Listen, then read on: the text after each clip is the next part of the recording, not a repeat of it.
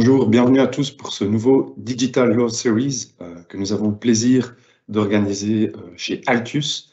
Dans ce cadre-ci, cet après-midi, nous allons vous tenir à jour des derniers développements les plus importants qui concernent le RGPD, mais également la protection des données à caractère personnel en Belgique et en Europe. Alors, j'aurai le plaisir de vous parler cet après-midi avec Jan Klink, mon collègue ici chez Altius. Et la présentation aura lieu en français. Moi, je vais vous parler en français. Et Jan va après faire sa partie de la présentation en néerlandais. Alors, voici le programme d'aujourd'hui. Comme vous le savez, comme vous l'avez peut-être suivi au cours des dernières semaines, des derniers mois, il s'est passé pas mal de choses sur la planète de la protection des données personnelles. Alors ici, on vous a fait une petite table des matières pour essayer d'aborder tout ça de manière structurée et claire. On va commencer par vous parler du rapport annuel qui a été publié par l'Autorité de protection des données tout récemment. Donc le rapport de l'autorité qui date maintenant de 2022, mais qui concerne ses activités de 2021. Ensuite, on va également vous parler des priorités pour 2023 de l'Autorité de protection des données, qui ont été publiées également tout récemment. Par la suite, on va plutôt se tourner sur la pratique concrète. Donc, Jan vous parlera des tout récents arrêts de la Cour de justice en matière de protection des données qui apportent vraiment quelque chose à la pratique et qui sont importants pour vous de savoir. On enchaînera ensuite sur les dernières décisions intéressantes de l'Autorité de protection des données et des cours et tribunaux belges. Enfin, on va aborder la question des transferts en dehors de l'Union européenne. Vous n'êtes pas sans savoir vraisemblablement que la Commission européenne nous a réservé un petit cadeau de Noël anticipé hier, puisqu'elle a publié sa décision, du moins son projet de décision d'adéquation, qu'on va pouvoir brièvement aborder ensemble. Enfin, on terminera par quelques petites GDPR news, c'est-à-dire de petites nouvelles ou des choses qui sont parues récemment et qui sont importantes pour vous de savoir, en ce compris les dernières amendes RGPD au sein des États membres. N'oubliez pas, évidemment, si vous avez des questions, que vous pouvez bien sûr mettre celles-ci dans le chat. On essaiera d'y répondre dans toute la mesure du possible en cours d'exposé ou bien à la fin de celui-ci. Donc, restez bien jusqu'à la fin. Alors, on commence tout de suite par les key takeaways, les choses qu'il faut tirer du dernier rapport de l'Autorité de protection des données. Avant toute chose, quelques petites considérations générales. Bon, c'est évidemment un rapport qui date de l'année 2021, qui parle des activités de l'année 2021, qui a été publié un petit peu plus tard que d'habitude. Normalement, l'autorité publie ce genre de rapport 3 à 4 mois après l'année écoulée. Ici, on est déjà 11 à 12 mois après. Mais néanmoins, c'est un rapport annuel qui fournit beaucoup d'intéressantes informations sur le fonctionnement de l'autorité et on peut parfois en tirer des conclusions qui sont intéressantes pour vous en termes de pratique. C'est pour ça qu'on se permet de l'aborder aujourd'hui. Dans ce cadre-là, on a noté quelques tendances récurrentes et des petites nouveautés ou des choses qui semblent évoluer dans la pratique de l'autorité.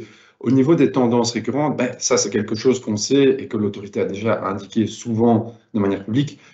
L'autorité croule sous le travail. Elle a beaucoup de demandes auxquelles elle doit faire face et ça se remarque fortement dans sa pratique, elle doit s'adapter. Deuxième chose, c'est que la crise du Covid-19 a fortement impacté également les activités de l'autorité. On le sait déjà, mais ce sont à nouveau des choses qui se sont fortement marquées dans ce rapport pour les activités de 2021 et d'ailleurs qui continuent également un petit peu en 2022. En termes de nouveautés, qu'est-ce qu'on a remarqué? Que l'autorité tend à faire une utilisation un peu plus diversifiée des outils légaux et plutôt communicationnels, policy, si on peut le dire comme ça en anglais, qui sont mis à leur disposition pour essayer de gérer ces dossiers de manière encore plus efficace. Par exemple, on note également un certain pragmatisme nouveau dans sa manière de gérer les litiges qui sont portés devant la chambre contentieuse de l'autorité. L'autorité n'hésite pas à utiliser de nouvelles possibilités et voilà, à mettre l'accent sur ce qui est vraiment important en termes de protection des données. Tout de même, et on a pu le ressentir dans notre pratique, et même à travers les récentes décisions, avis qui ont été rendus par l'autorité, il y a eu des petits problèmes d'indépendance qui ont été abordés dans les médias. Certains membres de l'autorité sont partis, ont démissionné ou ont reçu des lettres les incitant à devoir quitter l'autorité. Tous ces éléments se sont un petit peu ressentis également dans la pratique. Donc voilà, on commence sans plus attendre par plus d'informations sur les activités du secrétariat général. Donc, on a découpé ici cette évaluation du rapport de l'autorité en fonction de ces différents organes, parce que, comme vous le savez, ces différents organes ont des missions qui se rapportent à certains concepts, certaines obligations qu'on connaît bien. Ici, par exemple, la question des flux de données. Donc, on trouvait que c'était plus clair de vous le schématiser, de vous le structurer comme ça. Eh bien, le secrétariat général, pardon, qui reçoit toutes les notifications de données. Première chose qu'on peut remarquer par rapport à ça, ce n'est pas une surprise, mais c'est tout de même un constat qui est intéressant, eh bien, c'est que les notifications de flux de données continuent à augmenter relativement fortement. 1435 notifications en 2021 avec une augmentation annuelle de plus 31%. Au niveau des causes, eh bien, la cause humaine, l'erreur humaine, par exemple, une personne malencontreusement ajoutée en CC, eh bien, c'est 50% des causes de fuite de données et des notifications qui s'en suivent. Ensuite, les actes frauduleux, c'est-à-dire hacking, phishing ou malware, ici, ça représente un quart de ces notifications. En termes de traitement, ici, c'est une statistique qui est nouvelle. Donc, on avait généralement les informations sur les notifications des fuites de données. Ici, maintenant, on en sait un peu plus sur concrètement qu'est-ce qu'il en est fait par l'autorité. Eh bien, l'autorité, en 2021, a traité 1756 dossiers de fuite de données. Parmi ceux-ci, il y en avait un seul qui a été diligenté d'initiative par le secrétariat général, qui a eu des échos d'une éventuelle fuite de données dans les médias et qui s'est d'elle-même intéressée à la question. Sur ce cas, ce seul et unique cas lancé par le secrétariat général, eh bien, le dossier a été transmis pour traitement ultérieur au service d'inspection. Alors, par rapport à toutes les autres notifications, c'est-à-dire 1755, ici, il y en a eu une seule qui a été transmise pour traitement ultérieur au service d'inspection. 25 ont été annulées par la suite. Et c'est quand même un constat intéressant. 1729 n'ont pas donné lieu à des étapes ultérieures de la part de l'autorité. C'est quelque chose de notable. Au niveau des monitoring files, ici, c'est une sorte de compétence dont le secrétariat général bénéficie sur base de la loi portant création de l'autorité, qui lui permet de suivre les évolutions récentes et importantes en matière de protection des données à caractère personnel. Sur cette base, depuis 2019, le secrétariat général n'hésite pas à de temps en temps s'informer de ce qui se passe, poser des questions de manière non formelle et avant tout démarrage de procédure devant l'autorité. Et on remarque ici que le secrétariat général fait de plus en plus usage de cette possibilité qui lui est laissée. Alors, 9 dossiers de ce genre en 2019, 30 en 2020 et en 2021, 35. C'est quand même une évolution notable à nouveau. Par rapport au traitement de ces dossiers, également une statistique nouvelle qui est incluse dans le rapport de 2021. Sur les 29 dossiers qui ont été traités en 2021, seulement 2 ont été donnés pour traitement ultérieur au service d'inspection. 27 ont été clôturés sans traitement ultérieur. Ensuite, pour ce qui est des activités du centre de connaissance de l'autorité, donc le centre qui s'occupe de rendre les opinions, d'analyser les projets de loi et d'émettre des recommandations, ici, les statistiques que vous voyez sur votre droite sont un peu plus contrastées. Donc, on remarquait une évolution notable jusqu'en 2019 avec un petit break en 2020, vraisemblablement parce que le Covid a dû réduire les activités de l'autorité. Mais juste après ça, ça a vraiment repris crescendo, donc ici également évolution constante, avec, on a pu le remarquer dans cet avis, un énorme focus concernant toutes les questions de loi, décrets, ordonnances qui touchent au Covid. On a tous entendu parler de tels examens, avis de l'APD qui étaient controversés dans les médias, ou les avis ou les lois qui étaient controversées. Alors, c'est-à-dire que le centre de connaissances ici, eh bien, il fait face à de plus en plus de requêtes, et pour s'adapter, voici un exemple typique de justification qu'on vous a repris pour votre information, juste pour la petite histoire, pour noter vraiment que voilà, il y a tellement de demandes et qui sont complexes que le centre de connaissances ne peut pas faire face à toutes celles-ci. Il est obligé de faire un tri entre celles qui pourraient occasionner des risques élevés. Voilà, c'est quelque chose à noter. Peut-être que ça ira mieux si l'APD a plus de moyens prochainement. Au niveau des recommandations, ici, on note également une décroissance relativement constante dans les missions de recommandations, 3 en 2020, 1 en 2021, et pour 2022, bien que ce n'était pas dans le rapport, on a pu regarder en ligne qu'il n'y en avait pas encore eu. Donc, cela diminue assez fortement. Pour ce qui est du service de première ligne, donc vraiment ici, le service de l'autorité qui fait face aux demandes un peu plus concrètes, litigieuses, et qui les traite qui soit les classe ensuite, qui soit les fournit, qui les transmet à un autre service de l'autorité. Alors, elles sont de trois types, les demandes d'information, les requêtes de médiation et les plaintes directement. Il suscite pas mal de statistiques intéressantes. Tout d'abord, en ce qui concerne les demandes d'information, on voit qu'elles diminuent quand même assez fortement. Ça pourrait dénoter tout simplement que l'intérêt à la connaissance des règles du RGPD ou tout simplement ces connaissances du RGPD augmente, donc il y a moins d'informations qui est nécessaire, et à l'inverse, qu'il y a plutôt des actions qui sont entreprises, comme on va le voir par la suite pour les médiations et les plaintes. À noter que la plupart du temps, ces requêtes d'informations touchent à des questions vraiment purement commerciales. Et un autre point, c'est que là où il y a eu, par exemple, en 2021, 4207 demandes d'information, il y en a eu 3700 qui ont pu être traitées par l'autorité. C'est-à-dire qu'il y a tout de même une sorte d'arriéré annuel qui s'élève à 11%. C'est quelque chose d'assez élevé.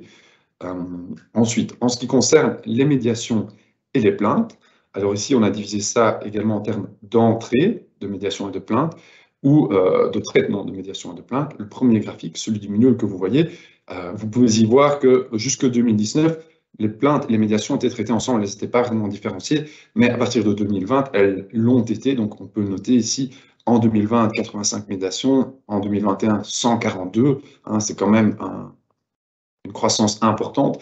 Même chose pour ce qui est des plaintes, 685 en 2020, 1928 en 2021. Même si en 2021, il y a eu un important data breach chez Facebook qui a mené à pas moins de 1120 plaintes, pardon, ce qui fait que si la croissance était élevée, elle ne l'est pas autant que ce que le graphique peut laisser penser hein, de manière plus objective. Alors, au niveau du traitement de tous ces dossiers, ici, en 2021, il y a eu 116 médiations traitées et 1928 plaintes qui ont été revues. Au niveau des médiations, qu'est-ce qu'on note? Eh bien, qu'il y a eu 51 médiations qui n'ont pas été réussies. Ici, simplement parce que ça a été un échec, parce qu'elles ont été transférées par la suite en tant que plaintes, parce qu'elles ont été retirées, voilà, toutes sortes de causes différentes. Mais tout de même, plus de 65 qui ont été un succès. C'est quand même un taux de réussite de plus de 50%, ce qui est très, très, très élevé. Au niveau des plaintes, tout de même 257 plaintes, donc c'est-à-dire 12,5% environ, étaient jugées comme étant irrecevables en 2021. On n'a pas les statistiques sur les années précédentes, mais c'est quand même un taux qui se veut assez élevé. Ensuite, pour ce qui est des activités du service d'inspection, ici, on vous a mis un petit graphique très intéressant, vraiment avec pas mal de nombres pour votre information, mais qu'est-ce qu'on a noté? C'était surtout à la lecture du rapport, certains points qui sont émis par le service d'inspection, qui est vraiment également en première ligne, qui contrôle un peu tous les responsables du traitement, qui voit un peu plus directement ce qui ne va pas. Eh bien, on a noté certains points qui ressortent encore, vraiment que le service d'inspection veut mettre en exergue. Vous les avez ici. Par rapport au DPO, le service d'inspection note qu'encore aujourd'hui, ceux-ci ne sont pas assez supportés en pratique, ni impliqués, ni leurs avis parfois suivis. Les politiques en matière de vie privée sont encore souvent incomplètes, non claires, ou même créent des mauvaises attentes de la part des personnes concernées. En ce qui concerne les registres de traitement, souvent ceux-ci ne sont pas disponibles ou bien insuffisamment disponibles. Ils ne sont pas assez exhaustifs, ni même parfois exacts. Hein. Et autre point, ils diffèrent des politiques ils diffèrent, pardon, de ce qui est inscrit dans les politiques en matière de protection des données. Ici, c'est très important, évidemment, que ces types de documents, donc politique et registre, concordent. Hein. Ensuite, au niveau des délais, le service d'inspection note qu'il est bien conscient que, vu la masse de travail qu'il a, bien, parfois les délais sont plus longs et ça entraîne des frustrations dans le chef des parties. En termes de secret de l'enquête, hein, puisque l'enquête est secrète jusqu'à ce que le rapport soit remis dans le cadre d'une procédure, le service d'inspection note qu'il reçoit beaucoup de questions de la part des parties qui ne contrôlent pas toujours bien la procédure et qui ne savent pas toujours bien ce qu'elles peuvent demander ou non. Et ici, on sent que ça embête parfois un peu le service d'inspection qui, justement, a beaucoup de travail et qui aimerait bien pouvoir faire la part des choses à ce niveau. Voilà pour ces quelques constats. Au niveau des statistiques ci-dessous, sans vouloir tout regarder de manière exhaustive, qu'est-ce qu'on peut noter? Eh bien, deux choses. D'une part, la manière dont laquelle commencent les inspections. Hein, vous voyez ici dans la petite colonne saisine du service d'inspection, eh bien, on voit d'abord la petite colonne CHC, chambre contentieuse, ou bien comité de direction, ou bien service d'inspection de sa propre initiative. Qu'est-ce qu'on peut voir? Eh bien, que c'est avant tout la chambre contentieuse qui saisit ici le service d'inspection pour avoir de plus amples informations sur un dossier. Donc, ça montre ici que voilà, lorsque le service d'inspection reçoit des demandes, eh bien, le dossier est déjà litigieux, c'est-à-dire que le service d'inspection apparemment a peu d'opportunités de diligenter de lui-même, on dirait presque de manière préventive, hein, des enquêtes, parce que voilà, il a beaucoup de travail qu'il reçoit directement de la chambre contentieuse. Même chose au niveau des dossiers qui restent pending, qui restent en cours. Bien ici, on voit par exemple tout à gauche les dossiers qui entrent, 2018, 7 ans, 2019, 86, 152, etc., etc.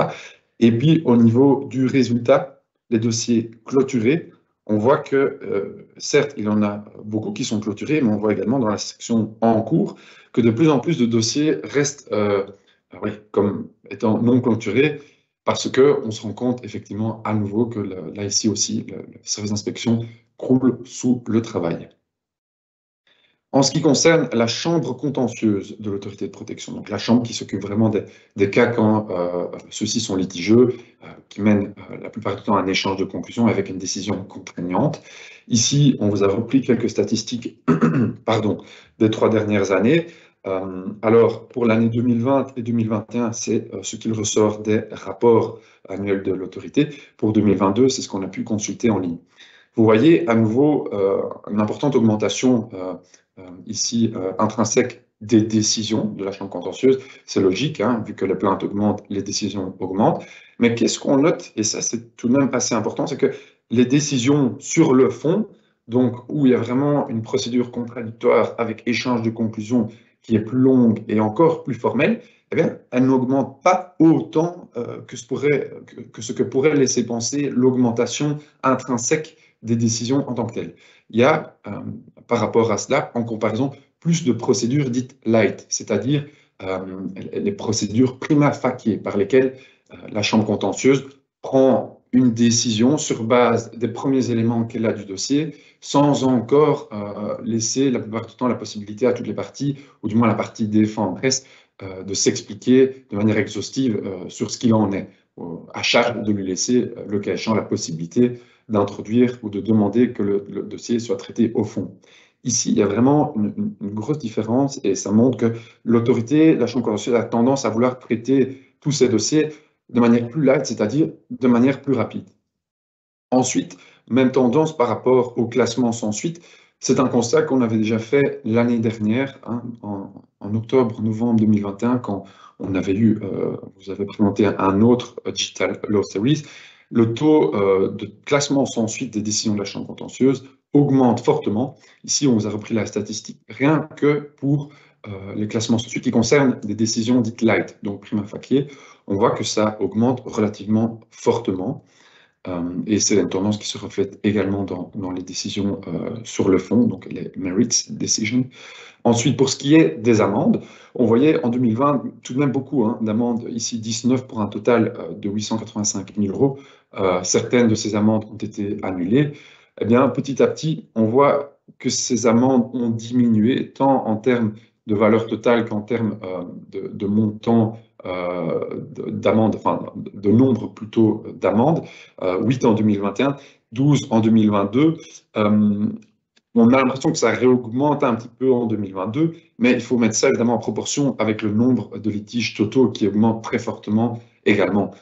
Si on fait le rapport entre 83 décisions en 2020 et 20 amendes, donc un quart de décisions menant à des amendes, ici maintenant on est à 12 pour 180 décisions. On passe de 25% de décisions menant à une amende à moins de 7,5%. Donc la diminution reste importante. Ça se remarque également dans le montant total des amendes. À noter, ici, on vous l'a indiqué, il y a eu en 2022, peut-être vous en avez entendu parler, et Yann va aborder ça un peu plus amplement après, il y a eu des décisions qui ont mené à une sorte d'accord entre l'autorité et les entreprises concernées. un accord qui a également mené une amende relativement peu élevée en proportion à d'autres amendes. Ce sont également des amendes qui doivent être prises en compte, mais vu que c'était un accord, on ne les a pas repris dans le montant tel quel. On remarque en parallèle à ça, donc avec l'augmentation des classements sans suite, la diminution du nombre d'amendes, une augmentation du nombre de réprimandes et d'ordres de mise en conformité. On sent déjà via le rapport de 2021 et même dans la pratique de 2022, de ce qu'on a pu voir en ligne, que ça devient la nouvelle préférence de l'autorité de protection des données, qui se veut moins sanctionnatrice, mais plutôt plus préventive ou compréhensive. Ensuite, en ce qui concerne les appels des décisions de la Chambre contentieuse, en 2021, il y a eu 12 décisions définitives rendues par la Cour des marchés, donc le tribunal qui est compétent pour connaître des appels des décisions de l'autorité de protection des données. Sur ces 12 arrêts définitifs, il y en a tout de même 9 qui ont mené à une annulation, c'est-à-dire que 3/4, c'est évidemment une statistique relative, mais 3/4 des appels portés devant la Cour des marchés à propos des décisions de la Chambre contentieuse mènent à une annulation. Qu'est-ce qu'on peut tirer de toutes ces statistiques que j'ai abordées par rapport à chacun des services de l'APD? Peut-être certaines, vous les aurez déjà en tête, vous pourrez déjà partir du constat que c'est des choses que vous pourriez implémenter ou dont vous pourrez tenir compte dans votre pratique, dans votre organisation. Ici, la première, qu'est-ce qu'on remarque? Le risque de notifier un data breach vis-à-vis de la pratique de l'autorité de protection des données sera toujours inférieur au risque de ne pas notifier. Je rappelle la statistique que j'ai dit au début sur le traitement des breaches en 2021. Un breach qui a été traité d'initiative par l'autorité sans notification, un traitement ultérieur. À l'inverse, c'était quelque chose comme 1750 notifications et seulement un breach une notification qui a été par la suite traitée ultérieurement. C'est-à-dire que, si on peut le mettre ainsi, bien sûr, ça vaut ce que ça vaut, 100% des breaches qui ne sont pas notifiés sont après traités ultérieurement par l'autorité de protection des données, là où, si on peut le dire ainsi, un breach sur 1750 ne serait potentiellement pas soumis à des étapes ultérieures au sein de l'autorité de protection des données. C'est quand même un constat très intéressant. Donc, en cas de doute, notifiez toujours bien un data breach. Par rapport à ces breaches, on remarque par rapport aux statistiques que j'ai données que les erreurs humaines, les fraudes sont toujours des causes les plus fréquentes, donc les 3/4. Ici, on ne peut que vous inviter à adresser dans vos mesures techniques et organisationnelles de sécurité ces deux aspects en priorité, en vue de prévenir d'autres fuites de données. Au niveau des dossiers de monitoring que le comité, que le service, le secrétariat, peut intenter de manière informelle, on remarque que c'est vraiment une opportunité d'échange d'informations qui est intéressante, en ce qu'elle permet vraiment aux parties de s'expliquer sans forcément qu'il y ait un traitement ultérieur auprès de l'autorité. Les médiations sont, en ce qui nous concerne, on le pense, un outil qui est assez négligé dans la pratique des entreprises et des personnes qui introduisent un litige auprès de l'autorité, en ce qu'elles amènent souvent à un résultat positif. Ensuite, en termes de compliance, ça c'était par rapport au constat du service d'inspection, on remarque que la vitrine de compliance RGPD, c'est-à-dire les premiers instruments qui doivent être respectés, que l'autorité va regarder pour voir si le RGPD est respecté, sont encore, en 2022, 4 ans après l'entrée en vigueur du RGPD, pas suffisamment respectés. Donc ici, je pense aux politiques de traitement de données, au registre de traitement et à la situation des DPO. Donc à nouveau, s'il y a des choses adressées en priorité, si vous avez toujours des petits points à mettre en ordre dans votre organisation, ce sont bien ces 3 aspects-là. Au niveau des enquêtes du service d'inspection, le service d'inspection sait que les délais sont longs et de plus en plus longs, mais on ne peut qu'inciter, si vous faites face à une investigation, de montrer que vous faites preuve de patience, que vous êtes pragmatique et vraiment de centraliser et de me poser les questions qui ne sont que les plus pertinentes et de ne pas embêter, de donner encore plus de travail au service d'inspection. Au niveau des litiges devant la chambre contentieuse, ici, ce qu'on peut noter également, c'est que la procédure devant la chambre contentieuse est assez unique en son genre, parce que, contrairement à pas mal d'autres autorités en Europe, c'est une procédure quasi-judiciaire à laquelle s'appliquent de nombreuses garanties procédurales. L'autorité en a bien conscience. elle les applique dans toute la mesure du possible, mais parfois ça mène tout de même à ce qu'un certain nombre de décisions soient annulées par la Cour des marchés. C'est quelque chose à garder à l'esprit. Et enfin, en résumé, qu'est-ce qu'on peut noter? C'est que tous les retards dans la pratique et le travail de l'autorité de protection des données, ça se répercute sur différentes actions pour essayer d'y remédier, notamment avec des opinions plus générales, des médiations qui évitent des longs litiges, des plaintes qui sont jugées comme étant irrecevables, ou même des litiges qui sont juste classés sans suite. Qu'est-ce qu'il en est des prochaines priorités de l'autorité pour 2023? Donc évidemment, on a mis en valeur ici tout ce qui s'est passé en 2021, avec des petites informations supplémentaires sur 2022. Ben, sur cette base, que va faire l'autorité en 2023? Alors il y aura trois priorités centrales. D'une part, continuer à clarifier les règles en matière de cookies, continuer à supporter la fonction de DPO, et une nouvelle priorité, contrairement aux deux premières qui existaient déjà par le passé, c'est les smart cities, c'est-à-dire que l'autorité aimerait bien un petit peu développer ou parler, avoir des dialogues avec tous les acteurs concernés en matière de systèmes intelligents, par exemple les transports intelligents. Deux points d'attention supplémentaires, la sensibilisation des jeunes qui va continuer, et les courtiers en matière de données. Ici, c'était déjà quelque chose auquel l'autorité faisait attention, mais ça va être encore un point de focus plus important où, ici, on le voit, l'autorité, vraisemblablement et potentiellement, elle n'hésitera pas à sanctionner si nécessaire. Ici, tout de même, l'autorité met du moins une condition spéciale, c'est d'avoir assez de moyens pour mettre en œuvre toutes ces priorités, hein. Comme on l'a dit, les moyens sont insuffisants et il y en a des nouveaux qui ont été demandés auprès de la Chambre des représentants. On verra ce qu'il en est. Mais c'est spécialement en ce qui concerne la coopération internationale, l'accompagnement proactif des responsables de traitement et la digitalisation de l'autorité.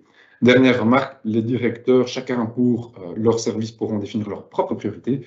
Et l'autorité a également pointé qu'elle s'attend à une augmentation très importante de sa masse de travail quand différents règlements entreront en vigueur, ou du moins quand les obligations de ceux-ci devront être respectées par les acteurs concernés. Donc ici, on pense au Data Governance Act, Digital Service Act et AI Act, dans la mesure où ceux-ci vont fortement impacter les activités de l'autorité.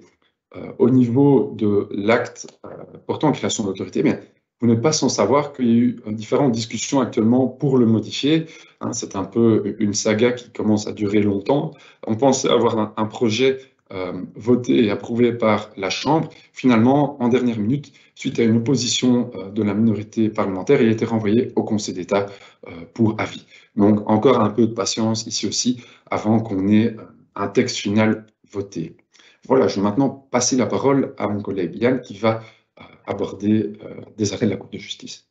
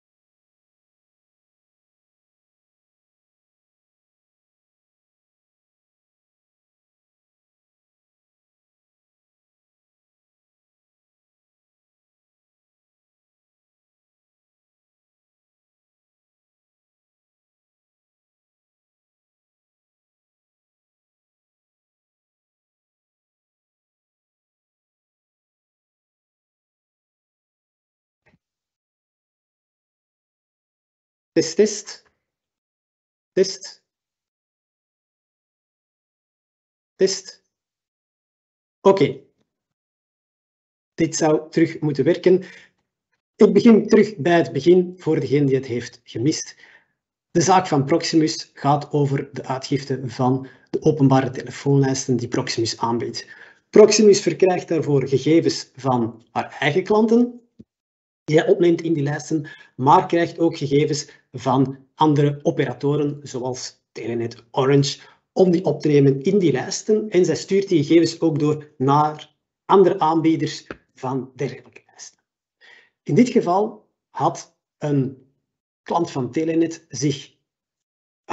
had die Proximus gecontacteerd om zich uit te schrijven op zo'n lijst. Proximus had daar gevolg aan gegeven, maar bij een update van die lijst krijgen zij nieuwe gegevens door van Telenet. En op die lijst stond die welbepaalde klant nog steeds aangegeven om opgenomen te worden in de lijst. Daarop volgde een klacht van de betrokkenen en de GBA heeft die zaak bekeken, stelde een aantal inbreuken vast, waaronder inbreuk dat er geen geldige toestemming zou zijn gevraagd en legde een geldboete op van €20.000. Proximus ging daarop in beroep naar het Marktenhof en het Marktenhof stelde een aantal prejudiciële vragen aan het Hof van Justitie. Die vragen gingen in eerste instantie over het feit: moest Proximus beschikken over een toestemming of kon men het opt-out systeem hanteren? Want wat was eigenlijk het systeem dat men vandaag hanteerde? Dat was dat men zich moest verzetten bij zijn operator om niet opgenomen te worden in die lijst. De GBA had daar gezegd: dat is geen geldige werking. Je moet hiervoor een toestemming vragen. En dat is ook wat het Hof van Justitie bevestigt: van kijk, je hebt een toestemming nodig. Dat wordt voorgeschreven door de specifieke regels over het aanbieden van dergelijke telefoonlijsten. Dat onderdeel is van de e-privacy-richtlijn. En natuurlijk, als we spreken over toestemming, die toestemming die moet voldoen aan alle GDPR-voorwaarden voor een geldige toestemming. Wat interessant is op te noteren zijn 2 punten. Volgens ons is één van, kijk, de toestemming kan worden bekomen ook door een entiteit die nog niet de verwerkingsverantwoordelijke is. Dus je kan via een derde een geldige toestemming bekomen. En het is daarvoor niet nodig, zegt het Hof van Justitie, dat de betrokkenen op dat moment al weet aan welke verwerkingsverantwoordelijken die gegevens zouden worden doorgegeven. Omdat, zeker in dit geval, men gaf zijn toestemming om opgenomen te worden in openbare telefoonlijsten. En dat die telefoonlijsten niet enkel door Proximus, maar ook door mogelijk andere aanbieders van dergelijke lijsten zouden worden uitgegeven, is voor het Hof niet dermate belangrijk dat de betrokkenen al moest weten wie dat die andere aanbieders waren. En dus die andere aanbieders als derde partijen kunnen zich ook baseren op die toestemming die bekomen is geworden via Proximus of door een van de andere operatoren die bijdragen aan het hele systeem.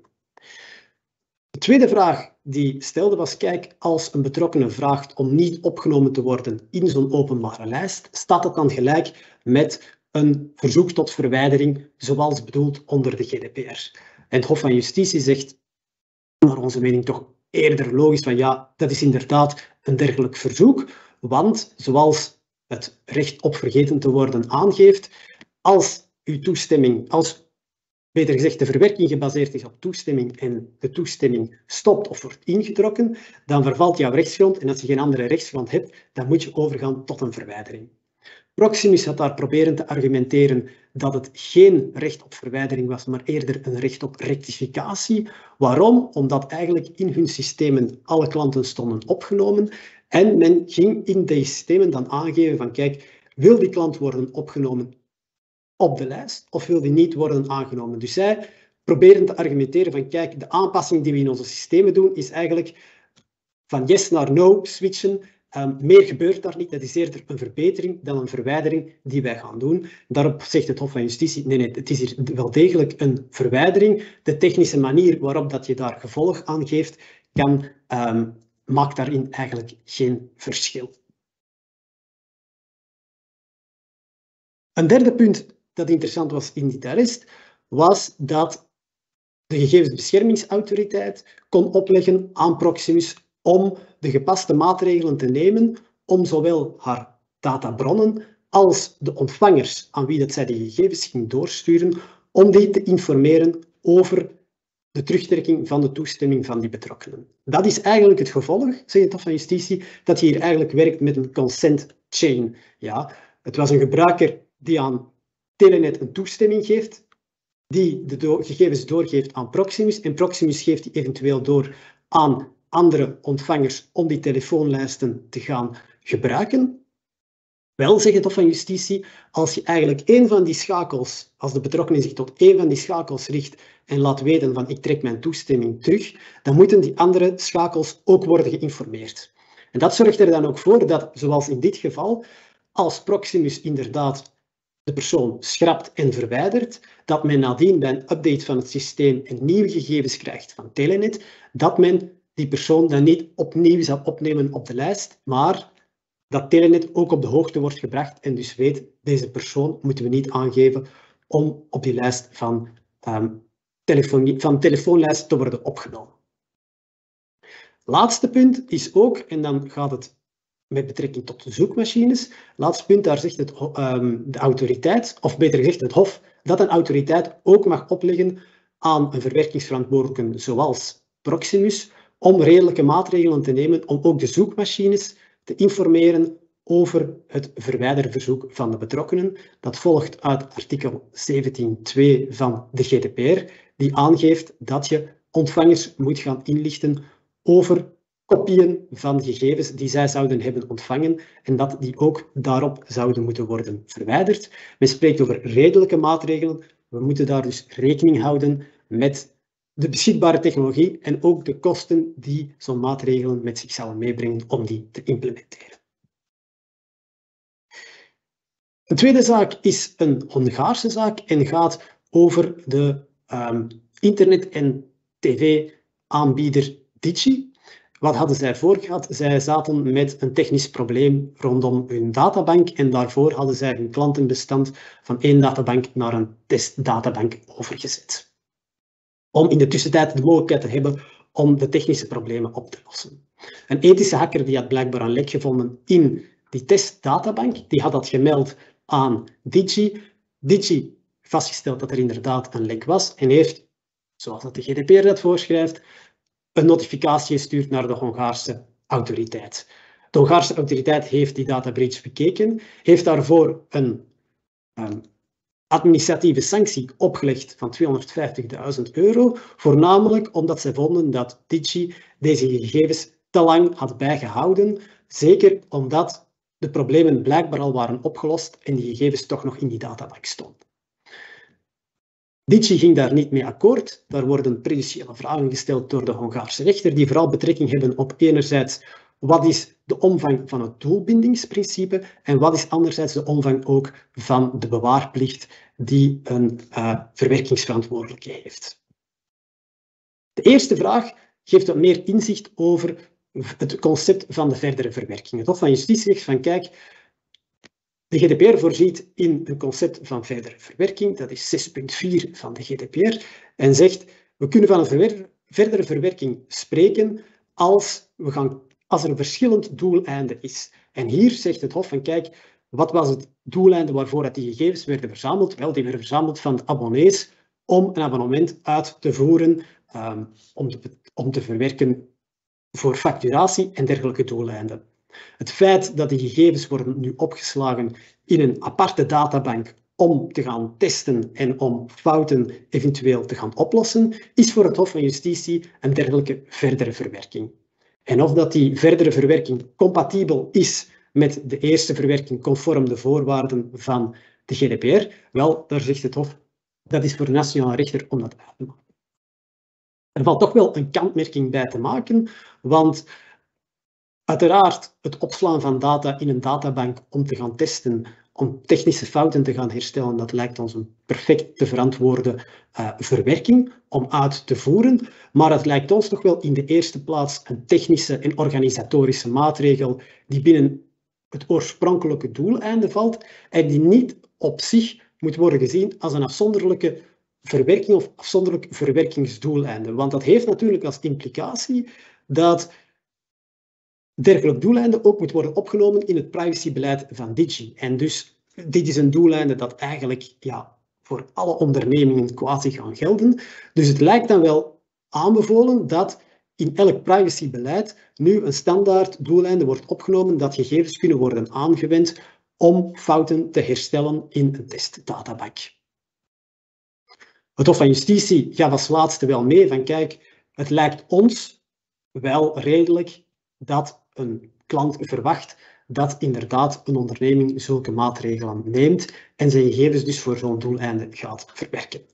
Wat betreft de tweede vraag, geeft het Hof van Justitie eigenlijk een redelijk logisch antwoord. Zegt van kijk, als je een databank opricht specifiek om fouten te gaan herstellen, dan moet je die databank, en beter gezegd die gegevens in die databank gaan verwijderen vanaf het moment dat de fouten zijn opgelost en dat de technische problemen weg zijn gewerkt. Nadien hebben die gegevens geen nut meer en dus, Digi, jullie gaan die te lang bijgehouden, dus het was inderdaad een overtreding van het opslagprincipe. En we blijven een beetje in de digitale sfeer. Een laatste arrest heeft betrekking op Google en het right to be forgotten. Is al lang gevestigd geweest sinds het Costeja en Google Spain arrest. En dit is een nieuwe evolutie over hoe dat zo'n recht moet worden uitgeoefend. Wat waren de feiten in deze zaak? We hebben twee betrokkenen. We hebben TU en RE. Zij zijn vennoot en CEO in een aantal bedrijven die zich vooral focussen op financiële diensten. Blijkbaar werden daar een aantal artikelen over die twee personen online gezet door de website-uitgever GLLC. Dus dat is niet Google LLC, maar een website-publisher die blijkbaar daar toch een beetje een analoge naam wil hanteren. En wat is het businessmodel van die website? Wel, die geeft eigenlijk gewoon artikelen uit die waarschijnlijk niet zullen kloppen, maar die ervoor dienen om personen onder druk te zetten. En dus zij hadden over deze betrokkenen een aantal negatieve artikelen online gezet, met een aantal foto's waarbij dat die personen bij luxueuze voertuigen stonden en waarbij ernstige vragen werden gesteld over eigenlijk de investeringsstrategieën van de bedrijven waar dat zij in zetelden. De betrokkenen die hebben daar actie tegen ondernomen. Die wilden dat de URL's naar die artikelen die verschenen in de zoekresultaten van Google, wanneer dat op hun naam werd gezocht, dat die werden verwijderd, tezamen met de foto's die ook verschenen in de zoekresultaten vlak naast de URL's van die artikelen, kleine pictogrammen. Google heeft die verzoeken in eerste instantie geweigerd, omdat ze zeiden van kijk, dit kadert in een professionele context en wij kunnen niet weten of dat de inhoud van die artikel, of dat het nu juist of onjuist is. Dat is niet onze taak om daar verder onderzoek naar te doen. Het is vooral over dat laatste aspect dat het arrest zeker interessant is, omdat ze dieper gaan kijken van goed, hoe moet de juistheid van een artikel worden beoordeeld en welke inspanningen moeten daar worden geleverd aan de kant van de betrokkenen of aan de kant van een zoekmachine wanneer dat zo'n verzoek tot verwijdering wordt ingesteld. Het Hof zegt daarbij van kijk, we hebben de vaste rechtspraak, de juistheid van een artikel is een van de elementen die moet worden meegenomen door een zoekmachine wanneer dat zij de belangenafweging maakt tussen het recht op gegevensbescherming, het recht op privacy van de betrokkenen en het recht van het publiek en van journalisten op informatie en op vrije meningsuiting.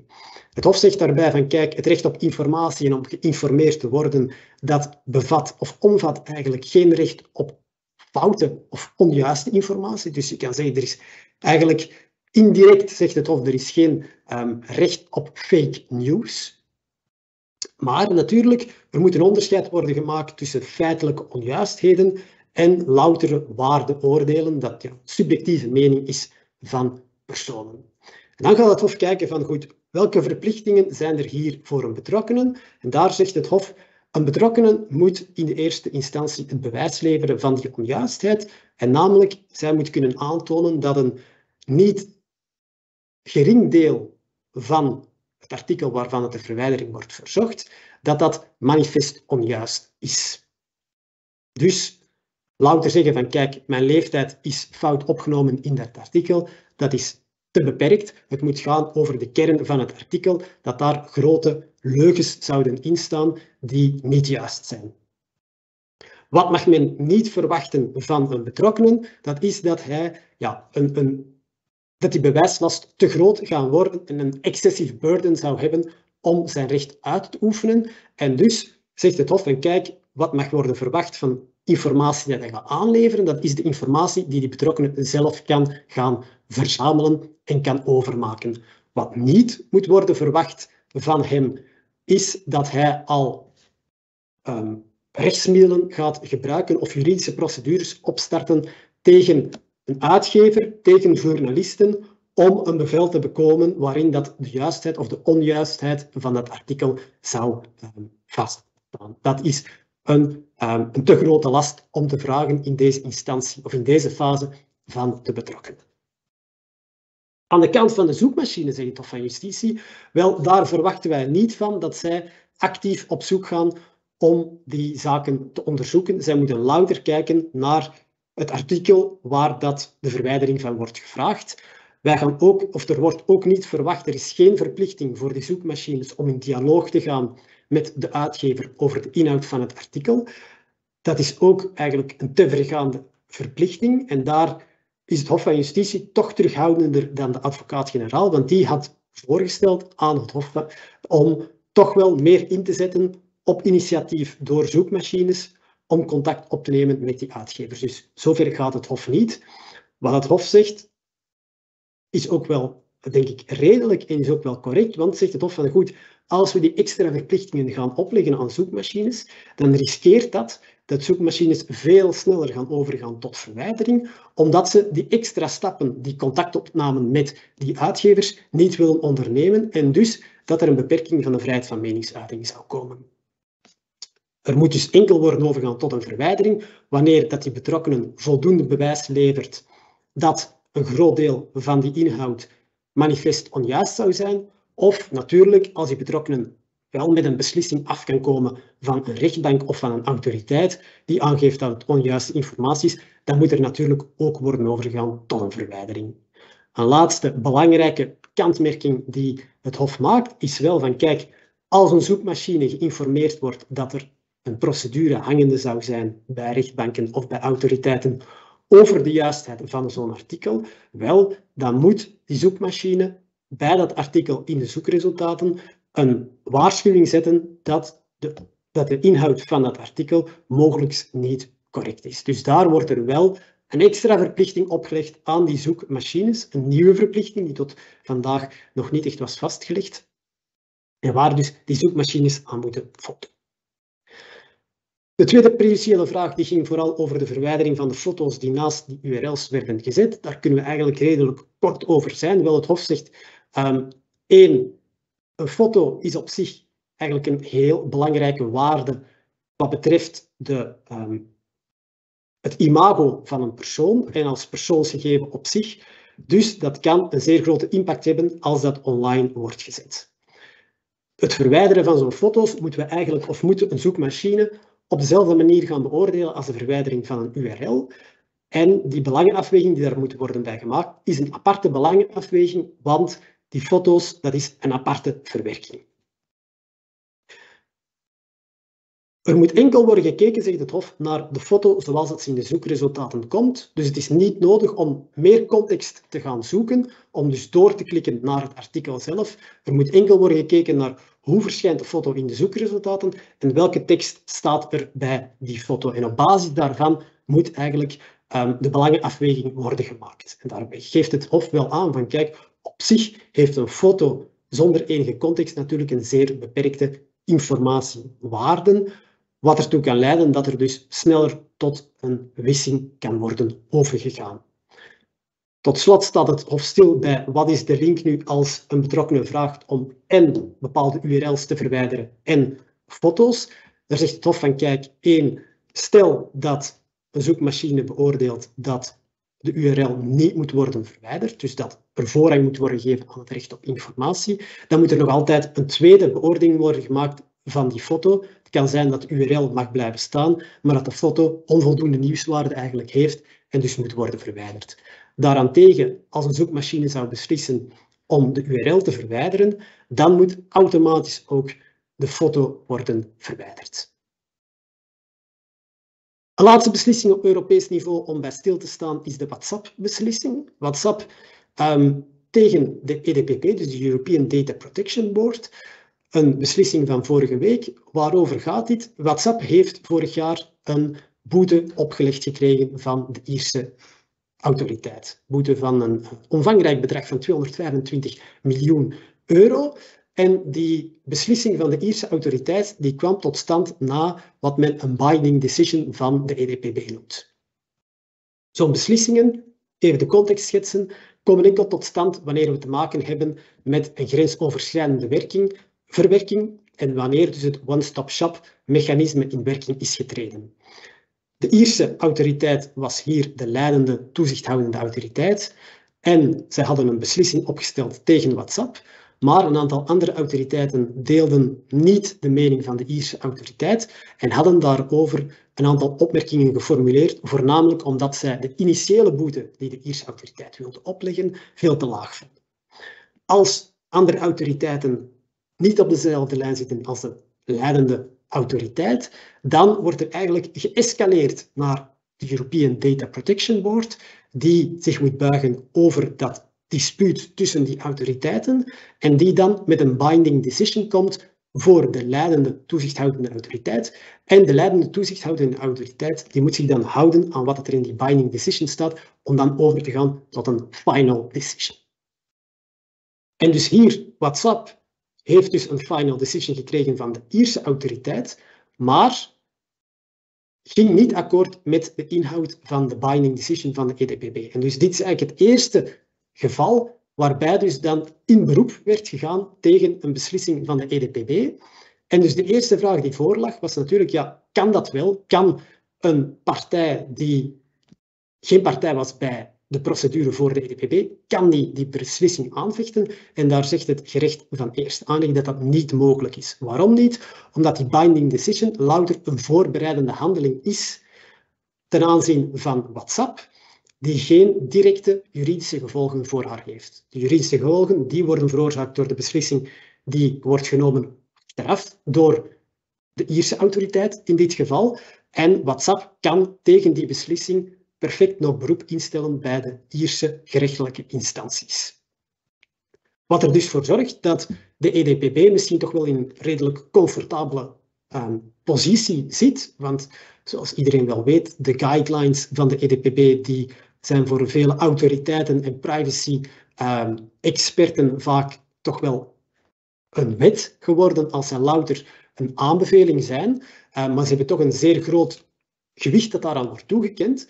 En in dit geval zien we ook dat de EDPB dus belangrijke beslissingen die zij oplegt aan autoriteiten ook niet kunnen worden aangevochten rechtstreeks door die ondernemingen die vervolgens finaal worden geviseerd door de autoriteiten.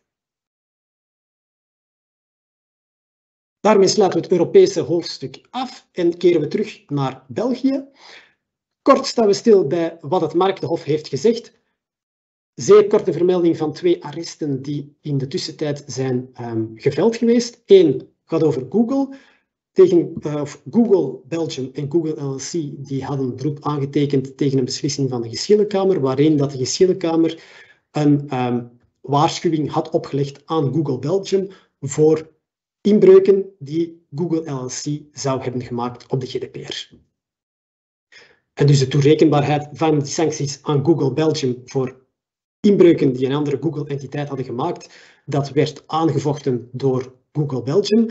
Het Marktenhof heeft de beslissing van de Geschillenkamer vernietigd wegens een gebrek aan motivatie, omdat de Geschillenkamer haar beslissing had gesteund op een eerdere beslissing die ze al eens had genomen ten aanzien van Google Belgium en Google LLC, maar die vorig jaar vernietigd al was geweest. En dus zei het Marktenhof van kijk, u kan uw beslissing niet op een correcte manier motiveren door te verwijzen naar een beslissing die eigenlijk niet meer bestaat.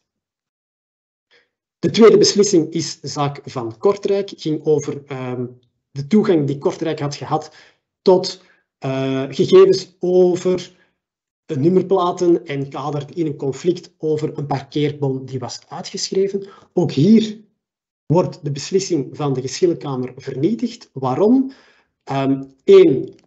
Het Hof van Mark de Hof, bevestigt van kijk, wij mogen ons nog altijd over deze materie uitspreken. En beter gezegd, de geschillenkamer die was bevoegd voor deze zaak zeker ter harte te nemen. Het is niet omdat het hier over een stad gaat dat de Vlaamse toezichtscommissie bevoegd zou zijn. Maar wat is hier het probleem?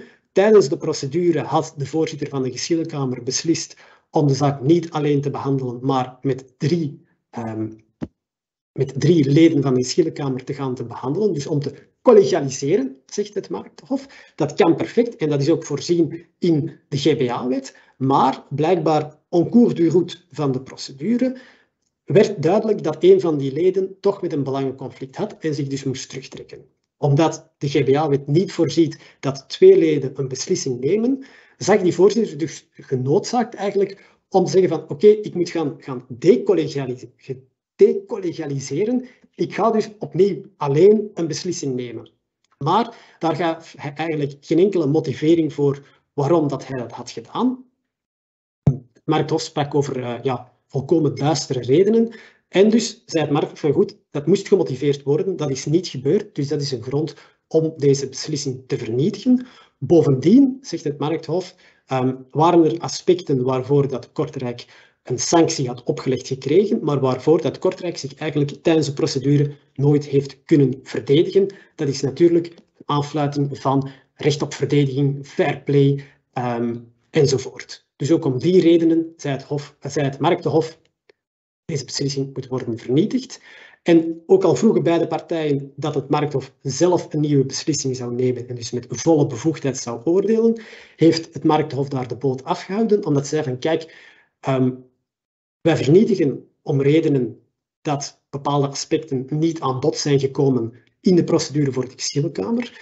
Dus wij verwachten dat de geschillenkamer zich eerst daarover opnieuw gaat uitspreken, vooraleer dat wij daar een eerste beslissing in gaan nemen. En dus zij sturen het terug naar de geschillenkamer en die moet opnieuw, maar dan anders samengesteld, een beslissing nemen. Hoe dat een anders samengestelde geschillenkamer eruit ziet, is toch wel onduidelijk, omdat natuurlijk die voorzitter die is benoemd, moet daar een andere persoon moet die worden vervangen. Dat is eigenlijk, denk ik, een hiaat in de wet, of dat is toch onduidelijk en het valt nog te bezien hoe dat de geschillenkamer daar een mouw gaat aanpassen.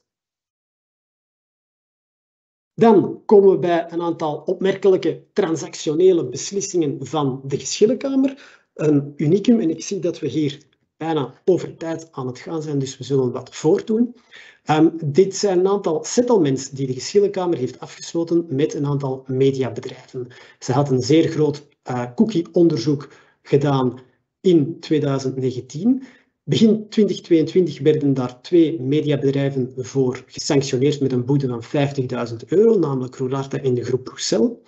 En, toch wel verbazendwekkend, 8 anderen, daar heeft de geschillenkamer beslist om over te gaan om een dading te sluiten met deze partijen, zonder dat er een procedure verder over de grond van de zaak werd gevoerd en zonder ook die partijen te veroordelen of te stellen dat daar inbreuken op de cookie-wetgeving zouden zijn gebeurd.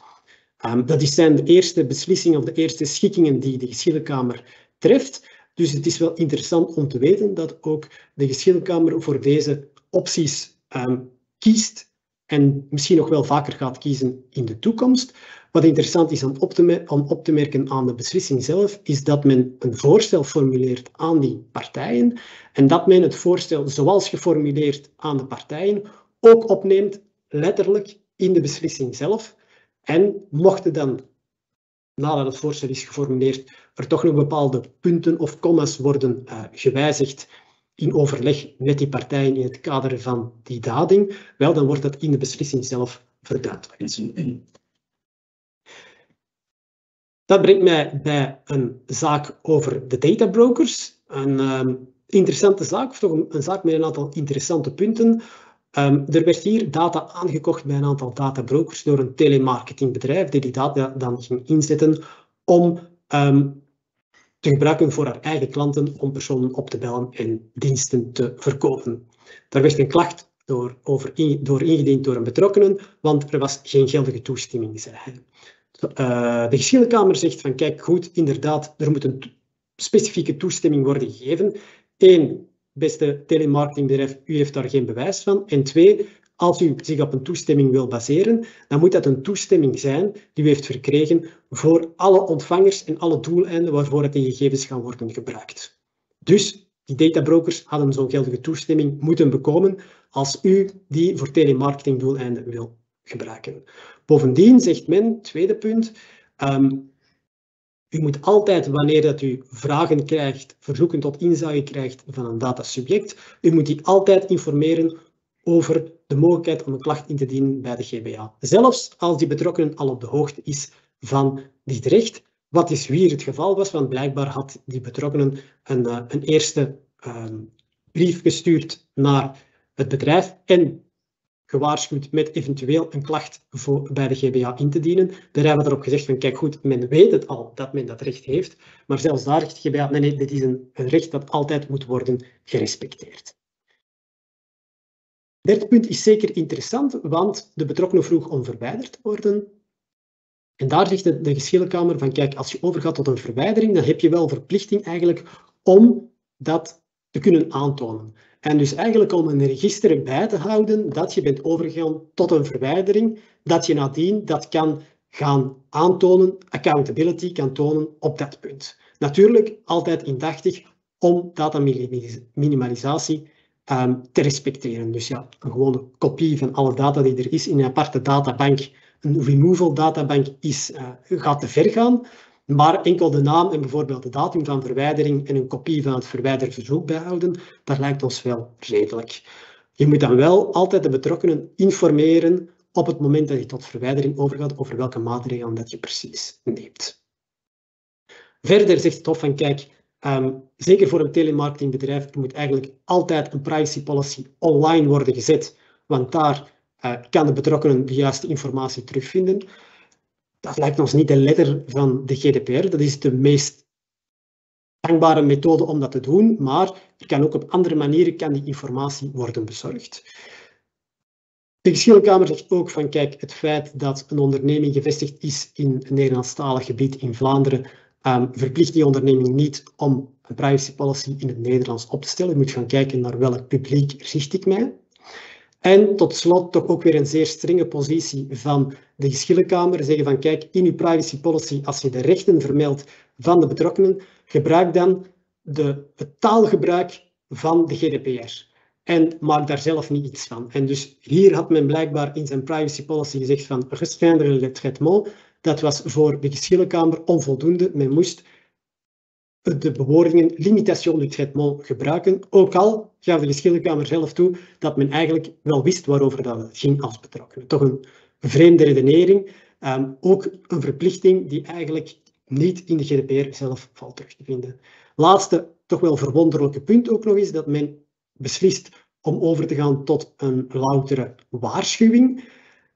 Als we weten dat het hier gaat over gegevens aangekocht bij databrokers, dat dat toch een van de prioriteiten is van de GBA, zijn ze redelijk mild, denk ik, in dit geval, om enkel over te gaan tot een waarschuwing. En zien we toch opnieuw, ook in dit geval, had de verwerkingsverantwoordelijke zelf heel wat maatregelen genomen wanneer dat hij op zijn gebrekkige GDPR-compliance werd gewezen.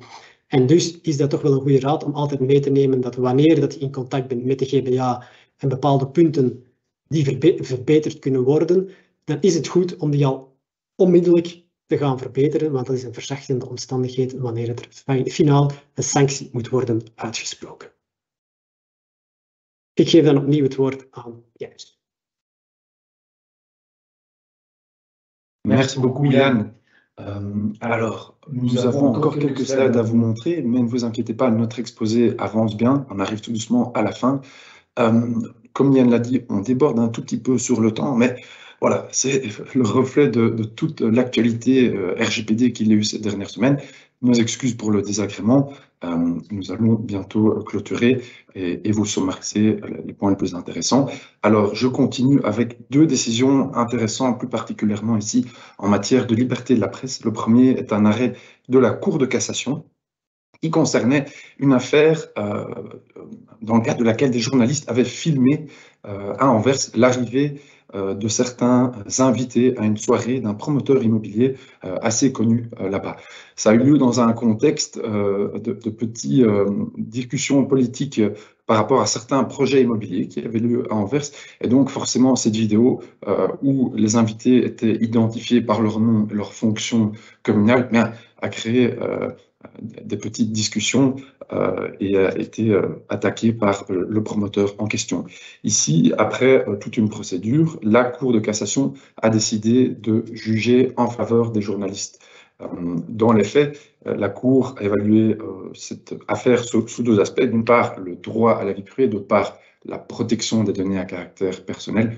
Dans le premier cas, elle est arrivée à la conclusion que les attentes ici en matière de vie privée du promoteur n'étaient pas vaincues, parce qu'en réalité, les actes en question avaient lieu sur la place publique, dans la rue, juste avant d'arriver à la soirée, et c'était des événements publics qui étaient faits de la part du promoteur et des invités de manière où ils se savaient en quelque sorte sur la voie publique.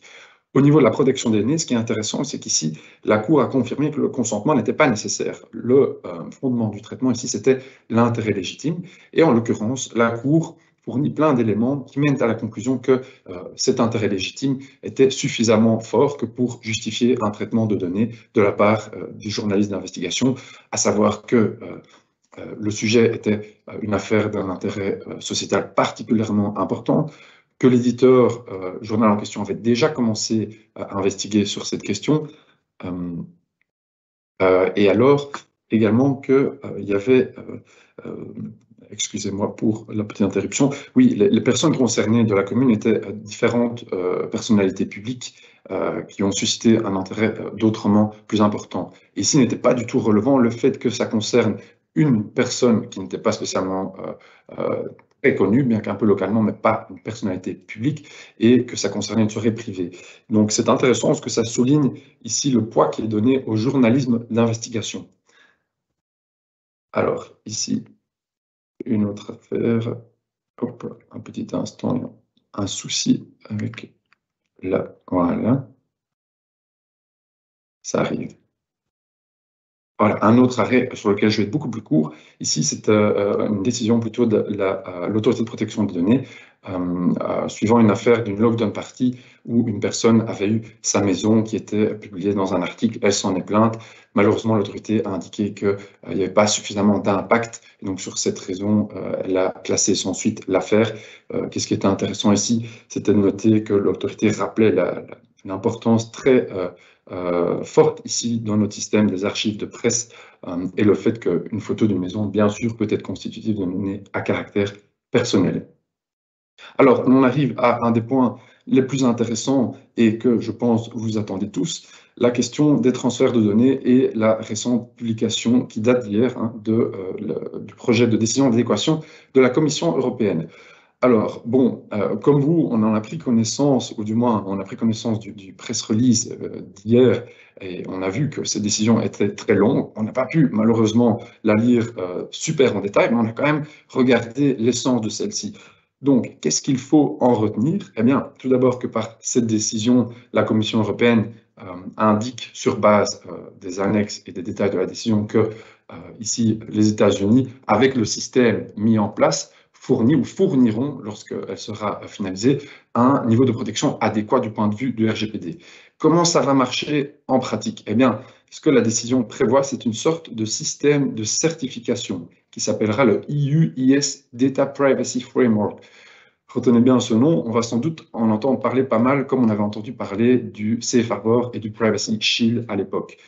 Comment ça va se passer? Eh bien, certaines organisations des États-Unis qui voudront recevoir des données devront respecter un certain nombre de principes en matière de vie privée, principes qui sont émis par le département du commerce des États-Unis, qui sont tous repris dans une longue annexe dans le projet de décision. Ce sont tous des principes, par exemple, qui concernent la suppression des données lorsque celles-ci ne sont plus nécessaires au vu de la finalité initiale. Alors, une fois que ces organisations se seront déclarées comme étant en mesure de respecter ces principes, elles pourront être certifiées et alors elles seront publiées sur une liste publique qui s'appellera la Data Privacy Framework List. Et alors, des transferts seront possibles vers ces organisations. Cette liste sera mise à jour au fur et à mesure que des entreprises rempliront ou ne rempliront plus les exigences de l'annexe 1 du draft. Alors ici, ce sera de pair avec les mesures qu'on avait déjà entendues, qui avaient été annoncées par la Maison-Blanche concernant la limite d'accès des services d'information américains à des données seulement si c'est nécessaire et proportionné, et la création d'une certaine cour de recours, donc pour permettre aux personnes concernées d'avoir des recours d'ordre judiciaire. Alors, au niveau des prochaines étapes, maintenant, cette décision a été remise en son projet pour le DPB qui va émettre une opinion qui ne sera pas contraignante. Ensuite, les États membres, de par un comité spécialisé, devront approuver éventuellement celle-ci ou la discuter. C'est peut-être là, vraisemblablement, qu'on pourra s'attendre à d'intenses discussions. Ensuite, la Commission adoptera sa décision finale. Alors ici, la date qui est annoncée comme objectif, c'est le début de l'été 2023. On verra ce qu'il en est. En attendant, bien sûr, n'oubliez pas de continuer à utiliser les outils qui existent dans la mesure où ils vous permettent d'assurer des transferts qui sont légaux du point de vue du RGPD. On sait bien qu'il y a beaucoup d'incertitudes, mais il faut essayer dans la mesure du possible. Et dernier point, par rapport aux clauses contractuelles type, gardez à l'esprit la deadline très proche du 27 décembre 2022, au-delà de laquelle tous les contrats qui ont été conclus avant le 27 septembre 2021, qui comprennent les anciennes clauses contractuelles type, devront être mis à jour et devront comprendre les nouvelles clauses contractuelles type qui ont été publiées par la Commission européenne. Voilà. Et on en finit avec quelques points pour lesquels on va être assez court, vu que le temps avance. Alors, le premier, vous aurez entendu parler de la publication du Digital Market Act et du Digital Service Act. On va rester très bref, mais ce qu'on voulait vous mentionner ici, c'est que d'une part, ces règlements, ils ont été publiés, ils sont entrés en vigueur, mais les obligations qui en découlent, qui devront être respectées, ce sera vraisemblablement au final dans environ un an que ça devrait être respecté. Alors, ces règlements imposeront différentes obligations commerciales en matière de droit à la concurrence à différents acteurs, mais ils comprendront également des obligations et des règles en matière de protection des données à caractère personnel. Il y en a une qu'on voulait mentionner, qui est contenue dans le Digital Market Act, qui s'appliquera aux gatekeepers, c'est-à-dire un certain nombre limité de grandes entreprises qui ici devront faire face à différentes restrictions. En gros, vous les avez en détail ici, mais de traiter des données qui ne sont pas acquises directement par leur service ou de combiner des données de différents de leurs services cœur, donc Core Platform Service, sans consentement. Donc, il y aura une interdiction de principe, sauf si le consentement est recueilli par ces gatekeepers pour pouvoir traiter ces données des quatre manières ici citées. Et c'est quelque chose de très intéressant, c'est que l'intérêt légitime et la base contractuelle ne sera plus une possibilité pour traiter des données dans le cadre des 4 traitements cités ci-dessus. Donc c'est une évolution qui sera quand même assez substantielle, d'une part pour ces gatekeepers, mais évidemment pour toutes les personnes et les entreprises qui seront indirectement concernées par les obligations qui s'imposent aux gatekeepers, dans la mesure où elles pourront potentiellement en bénéficier. Alors, on le note également pour votre information, vous avez peut-être entendu parler de cette affaire de l'EDPB qui est en train d'évaluer les fondements du traitement de Meta. Donc, ça concerne Facebook, Instagram, WhatsApp. Ici, ce sont des discussions qui ont lieu depuis le 25 mai 2018 quand None of Your Business a introduit une plainte disant que souvent, apparemment, Meta faisait utilisation de la nécessité contractuelle pour traiter des données à des fins de publicité, alors qu'en réalité, la base légale aurait dû être le consentement. Ici, ça a mené à une longue procédure et le DPB, apparemment, au final, a rendu sa décision qui a été adressée à l'autorité irlandaise qui va devoir mettre en place ou modifier sa première décision sur base de la décision de l'EDPB.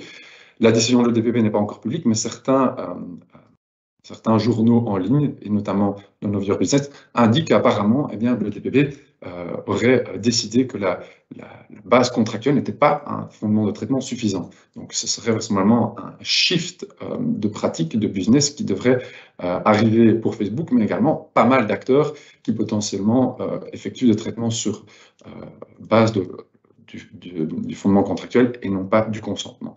On s'attend ici à une énorme amende de l'ordre potentiellement de plusieurs milliards d'euros. On le mentionne également pour mémoire, ici, une énorme amende encore par l'autorité irlandaise qui concernait un data breach qui a eu lieu chez Facebook en 2021. Ça concerne de très nombreuses personnes pour différentes données, suite à une question de scrapping, donc c'était du grattage de données via un système d'importation de contacts.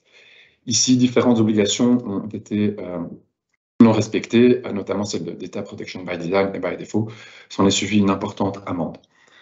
Enfin, également, une autre amende du Garante, l'autorité de protection italienne. Ici, c'était des contacts d'un call center de Vodafone qui étaient faits à des fins de promotion sans consentement et sans information préalable, et qui, en plus, avaient mené à la conclusion d'un contrat en manquement avec les obligations de transparence, sans consentement suffisant et de manière pas tout à fait juste. Donc, ça signifie que tous les contacts de marketing direct par voie de téléphone sont vraiment des questions sensibles pour lesquelles il faut être sûr d'avoir la bonne base, d'autant plus si des conséquences juridiques s'en suivent, et des informations préalables. On mentionne également pour mémoire un avis très négatif de la conférence en matière de protection des données allemande qui a indiqué que malgré 2 années de discussion avec Microsoft, le service Microsoft 365, qui est utilisé par toutes les écoles allemandes, qui concerne beaucoup d'enfants, encore au jour d'aujourd'hui, n'offrirait pas suffisamment de garanties légales, notamment du point de vue de l'information des traitements qui ont lieu par le cloud, de l'utilisation de l'intérêt légitime comme base légale justifiant des traitements propres pour des finalités propres de Microsoft, et encore et toujours des problèmes de transfert. Et on termine avec quelques décisions de la CNIL pour lesquelles Yann va très rapidement vous dire ce qu'il en est. We sluiten dus af met een aantal fines from France. Een eerste die werd opgelegd, €800.000 aan Discord, voor een aantal inbreuken die werden begaan op de GDPR. Eerste was dat er eigenlijk geen opslaglimiet was voorzien en dat ook de bewaartermijnen niet waren vermeld. Ondertussen is dat blijkbaar rechtgezet geweest en dus verwijdert men nu de gegevens na 2 jaar van inactiviteit op het platform van Discord. Er was ook een inbreuk op Data Protection by Design principe. Blijkbaar dat wanneer men een bepaald venster zou dichtklikken via de X rechts bovenaan, iedereen verwacht dan dat een applicatie zou afsluiten, maar hier was dat niet het geval. De applicatie bleef eigenlijk draaien en het ging over een audio-opname, dus er konden, zonder dat de personen zich er bewust van waren, konden daar nog gesprekken worden opgenomen via de laptop of de smartphone waarop dat Discord geïnstalleerd stond. Er waren ook onvoldoende veiligheidsmaatregelen genomen. Zo moest een persoon maar inloggen met een wachtwoord van 6 karakters. Dat was onvoldoende. De CNIL legt eigenlijk de lat blijkbaar op minstens 8 karakters en dat moet een combinatie zijn van kleine letter, grote letter, cijfer en een symbool. En er was ook geen DPIA uitgevoerd. En de CNIL zei van kijk, dat kan niet, want het gaat hier over een grote hoeveelheid data van kinderen.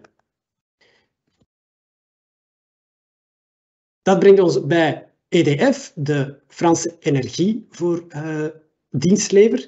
Die had gegevens aangekocht, ook via databrokers. Opnieuw geen consent voor gekregen. En er was ook onvoldoende controle door EDF op de toestemmingen die zij hadden bekomen en op de databrokers die ze eigenlijk hadden ingeschakeld. De privacy policy was ook onvoldoende. De rechtsgrondslagen die waren niet gepreciseerd en al zeker niet per doeleinde gepreciseerd. En dat is wel vereist. En men zei ook van kijk, er is onvoldoende informatie over de databron die moet worden opgenomen, omdat het hier over een onrechtstreekse verzameling gaat. Men had in de privacy policy louter voorzien obtained from organizations specialized in data enrichment. En het was voor de CNIL dus onvoldoende precies als categorie van databron. Ja, EDF was ook veel te laat in het reageren op verzoeken tot inzage, gaf ook geen gevolg aan bezwaren die werden ingediend tegen de verwerkingen en ook hier onvoldoende maatregelen die waren genomen op het vlak van veiligheid. De paswoorden om in te loggen tot de customer area, die waren waren enkel gehashed en die waren niet gesalted. Dus het was veel te gemakkelijk, zei de CNIL, om die wachtwoorden te gaan achterhalen. Tot slot staan we stil nog bij Free. Ook zij kregen een zeer hoge boete opgelegd van €300.000 en ook een dwangsom om een aantal zaken in orde te brengen. Free biedt een aantal digicoders aan en andere televisiediensten. Ook hier was er geen of beperkte reactie op verzoeken tot inzage. Als men bijvoorbeeld vraagt naar de databron van waar de gegevens worden verzameld, dan moet men die zo precies mogelijk aangeven. En dat had men hier niet gedaan. Men had ook onvoldoende reactie gegeven op de removal requests die werden ingediend door de betrokkenen. De accounts bleven blijkbaar toch nog actief, ook al had men gezegd van kijk, we gaan die verwijderen. En ook hier waren er te beperkte veiligheidsmaatregelen genomen op het vlak van de karakters voor een paswoord. Het mochten maar 8 identieke karakters zijn, dus geen variatie van grote of kleine letter of symbool. Dat moest worden aangepast. Ook dat de wachtwoorden waren opgeslagen gewoon in plain text en dat de wachtwoorden soms werden doorgestuurd naar de klanten per e-mail of per brief waar dat de wachtwoorden zomaar konden worden ingelezen.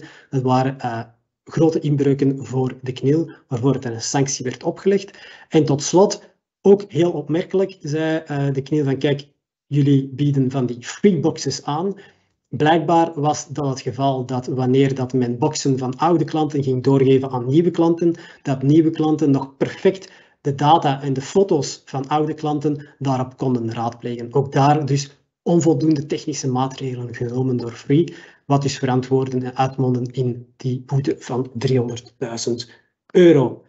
En natuurlijk Clearview, die moeten ook iedere keer 1 keer passeren. Die kregen nog €20 miljoen opgelegd voor verschillende inbreuken, vooral op het gebruik van biometrische gegevens zonder toestemming. En dan moeten we ons nog 1 keer excuseren voor het uitvoerige webinar dat we hebben gegeven. Sorry voor zo over tijd te gaan. We hopen dat iedereen het interessant vond. We spreken jullie zeker bij een volgende webinar. En als er nog vragen zijn, mogen jullie die zeker nog in de chat stellen. Dankjewel voor jullie aandacht en tot ziens. En een zeer fijn eindejaar.